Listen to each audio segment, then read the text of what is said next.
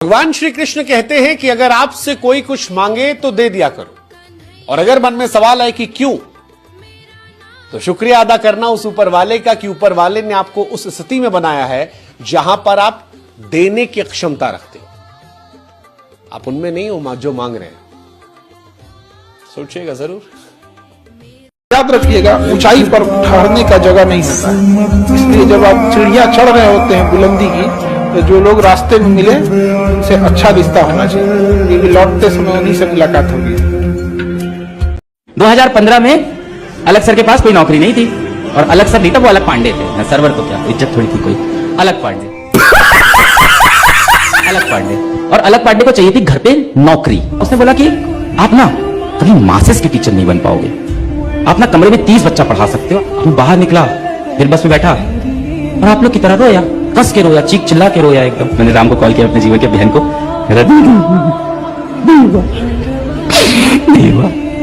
अलग तुम जीवन में कुछ बहुत बड़ा करने के लिए बने हो। आज इस कोचिंग ने तुम्हें सेलेक्ट नहीं किया, इसका नुकसान हुआ है। मैं फोन रखा, दीदी सही बोल रही है।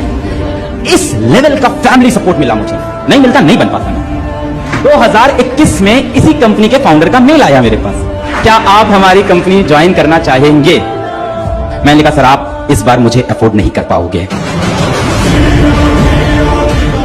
आप देखेंगे कि इंसान कभी भी भीड़ में नहीं हारेगा। अभी भीड़ है, भीड़ में तो आप देखिएगा कि एक कमजोर इंसान भी बड़ा मजबूत हो जाता है।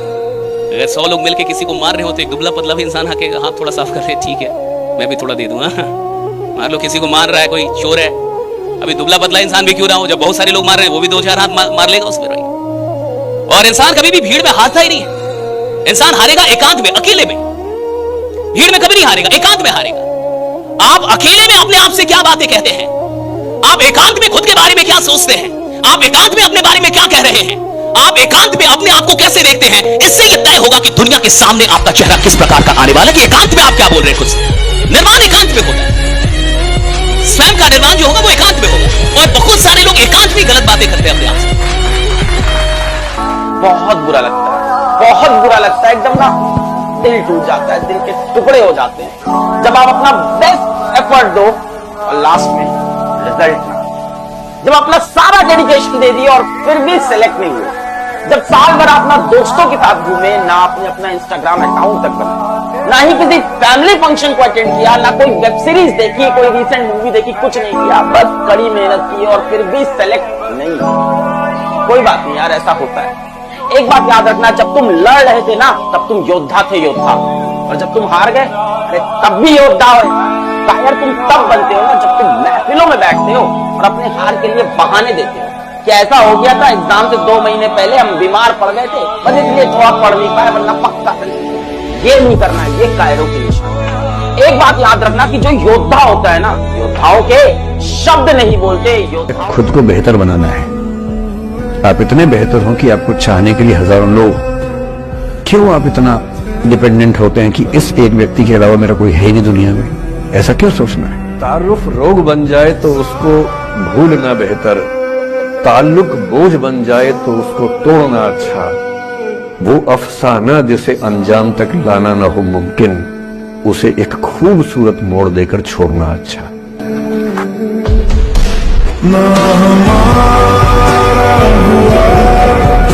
एक समय पता है ऐसा आ जाता है कि आपको रोने के लिए भी ना जगह ढूंढनी पड़ती है।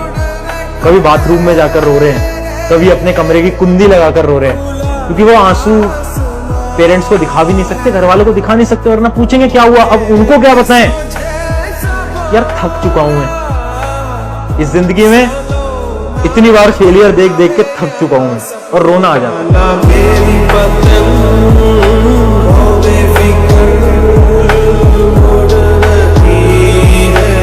कभी किसी ऐसे आदमी के बारे में सुना है जिसकी दोनों टांगे नहीं है लेकिन 310 किलो का वजन उठा लेता है?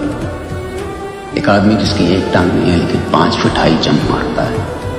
एक औरत जिसके शरीर को ट्रक कुचल कर निकल गया, दोनों हाथ पैर बेकार हो गए, लेकिन वो गोल्ड मेडल जीतती है साइकिलिंग में। सुनिए ऐसी कहानी।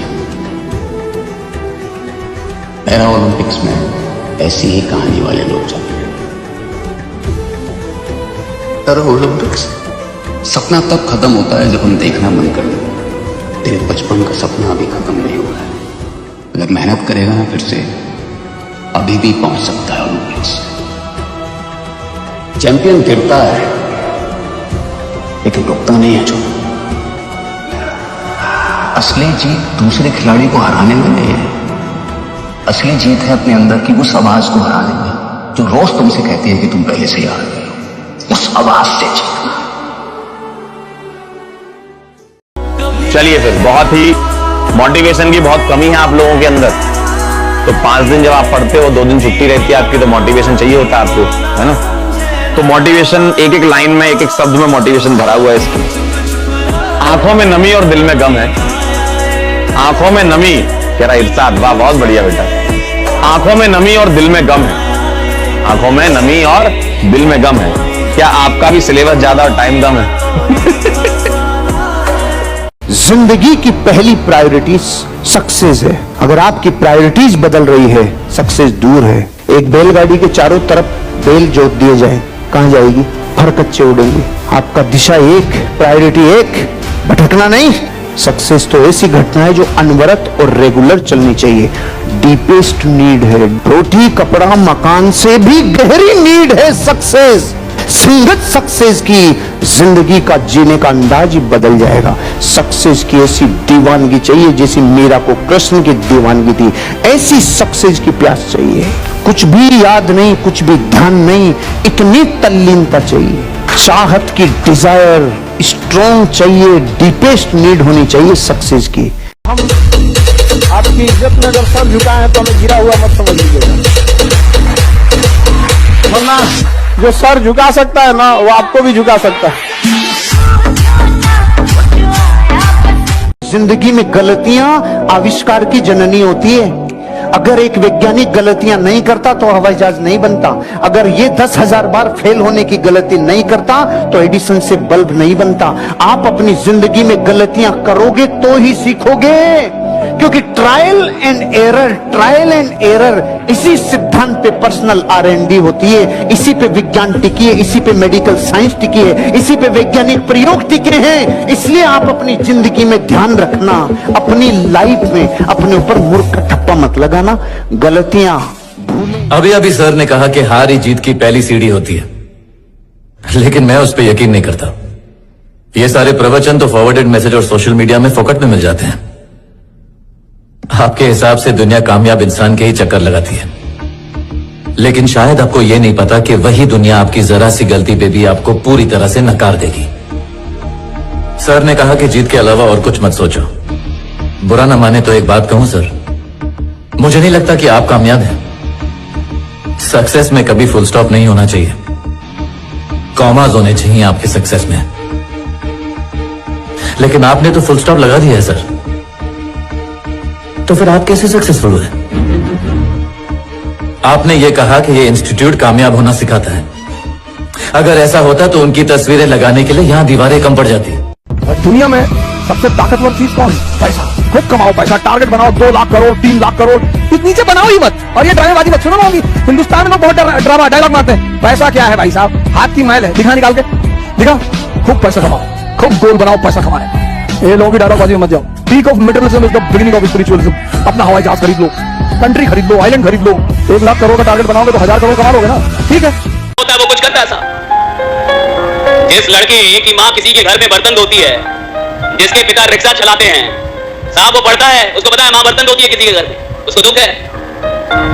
वो देखता है कि मेरी माँ बर्तन धोती है 10 घरों में, वो देखता है कि मेरे पिता रिक्शा चलाते हैं, उसको दुख है, वो कुछ करेगा साहब।